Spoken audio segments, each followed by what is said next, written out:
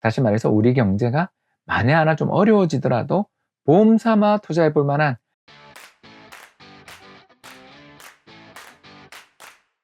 안녕하세요. 이코노미스트 홍춘욱입니다. 최근에는 세종사이버대학교 경영학과에서 초빙 교수로 일도 하고 있습니다. 이번 시간에는 해외 주식 투자 중에서 리츠에 대해서 한번 말씀을 좀 드려보고 싶은데요. 일단 리츠는 주식이라고 말하기는 어렵고요. 일종의 하이브리드, 좀 혼합형 상품이라고 볼 수 있습니다. 주식의 성격을 쥐고 있어서 주가가 오르고 내리는 것처럼 수익률도 발생합니다만 연평균 배당 수익률이 많을 때는 8%까지도 가고 적더라도 3% 정도의 배당을 주는 일종의 그 인컴 게인, 그러니까 이자 소득을 크게 주는 자산으로서도 매력이 있어서 우리나라 입장에서 놓고 보면 한국 주식과 미국 리츠는 우상향하면서도 둘의 변화 방향이 좀 다르다는 면에서 분산 투자의 효과를 극대화할 수 있는 자산이다, 이렇게 좀 말씀을 드릴 수가 있겠는데요.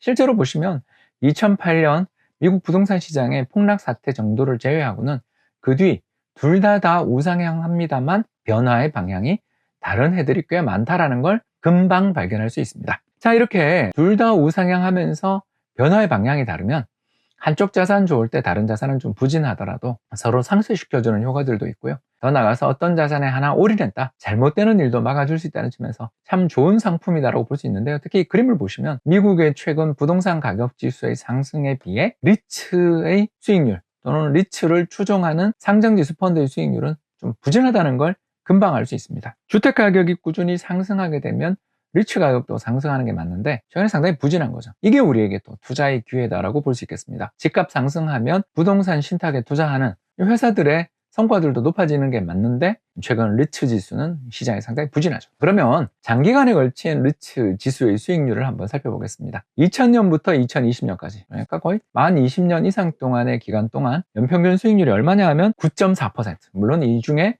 절반 정도가 배당입니다. 즉 이자 소득이 상당히 크죠. 그리고 난 다음에 우리나라 원화로 환산하더라도 8.6% 정도니까 상당히 고수익 자산이다라는 것을 볼 수 있겠고, 최근 지난해 연말 배당 수익률 보니까 3.6, 3.4 정도로 계산이 되더라고요. 참고로 제가 지금 방금 말씀드린 것은 뱅가드 리츠 상품, VNQ 상품 기준으로 말씀드립니다. 이게 미국의 리츠 상품 중에서 가장 거래량도 많고 시가총액도 큰 그런 상품이라서 거래할 때 매매 비용도 적게 드는 상품이라서 한번 대표로 소개를 하고 있는 중입니다. 2020년에 그러면 왜 부진했나? 여러 이유가 있었겠죠. 그렇지만 가장 저는 좀 생각해 보았을 때 S&P 500 지수에 비해서 리츠 지수가 상당히 부진했던 이유는 크게 세 가지 정도가 있었던 것 같아요. 첫 번째 부진했던 이유는 시장의 주류에서 좀 벗어나 있었다. 다시 말씀드려서 시장이 정보통신이라든가 바이오 등 이른바 언택트 관련주 중심으로 막 올라가고 있는데 그에 비해서 리츠는 좀 올드해 보이죠. 이러면서 시장에서 관심이 멀어졌었고요. 두 번째는 그림에 나와 있는 것처럼 2020년 3월달 당시에 미국 경제가 걷잡을 수 없이 불황에 접어들 때 건설을 비롯한 부동산 시장에 대한 우려도 굉장히 컸었다라는 것입니다. 그러다 보니까 자연스럽게 시장의 참가자들 사이에서 이 리츠에 대한 관심들이 좀 떨어진 면이 있었고요. 마지막 세 번째는 금리 떨어진 다음에 부동산 시장이 조금 후행적으로 상승하는,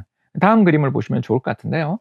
파란 선은 미국의 모기지 금리, 빨간 선은 주택가격 상승률인데 금리가 떨어지고 난 다음에 약간의 시차를 두고 집값이 상승합니다. 결국 리츠라는 거에 금리에 굉장히 민감할 수밖에 없는데, 왜냐하면 배당주니까요. 거기다가 부동산 시장 비중이 높다 보니까 리츠는 금리에 민감한데 금리 떨어진 다음 후행적으로 좀 시장에 인기를 끄는 면이 있다라는 측면에서 놓고 보면 리츠 지수가 2020년 부진했었던 게 거꾸로 보면 2021년 전망은 밝게 만드는 요인이다라고도 말씀드릴 수가 있겠습니다. 결국 그러면 어디다 투자해야 되냐 이렇게 물으실 텐데요. 저는 가장 대표적인 리츠 펀드인 VNQ에 대해서 일단 상당히 관심을 가지고 있고, 또 하나는 모기지 리츠, 그러니까 리츠가 여러 가지 리츠가 있잖아요. 부동산 신탁 회사가 집에만 투자를 하는 게 아니라 빌딩이라든가 혹은 데이터 센터라든가 창고에도 투자를 하는데 이 모든 걸 총괄해서 골고루 투자하는 게 VNQ가 되겠고요. 그게 아니라 집에, 임대, 주거용 부동산에 집중적으로 투자하는 펀드가 하나 있는데 REM이라고 합니다. 이 REM 펀드는 지난해 가장 부진했었던 모기지 펀드 또는 리츠 펀드입니다. 이 펀드가 최근 들어서서 배당 수익률도 나쁜 편이 아니고 상당히 부동산 시장에 대한 투자자들의 우려들이 진정되고 있다는 점을 생각하면 여기도 좀 관심을 가지는 게 좋지 않을까, 생각됩니다. 이상의 내용을 요약하자면 최근 들어 미국 S&P 500 지수가 아주 가파르게 상승하지만 리츠 지수는 부진하다. 리츠 지수가 부진한 덕분에 배당 수익률은 굉장히 좋다. 여기다가 집도 별로 안 지었고 금리는 떨어지고 있고 또 리츠라는 게 금리 떨어진 다음 후행적으로 올라가는 성격이 있다는 점을 생각하면 2021년 미국 리츠 시장에 대한 투자는 유망하다. 특히 이 리츠가 한국 주식시장이랑 우상향한다는 점은 동일하지만 변화의 방향이 다를 수 있다는 점에서 대체적인 자산, 다시 말해서 우리 경제가 만에 하나 좀 어려워지더라도 보험 삼아 투자해 볼 만한 자산으로의 성격을 지니고 있다는 점도 미국 리츠의 인기를 높이는 요인이다. 이렇게 정리할 수 있겠습니다. 지금까지 시청해 주셔서 대단히 감사합니다.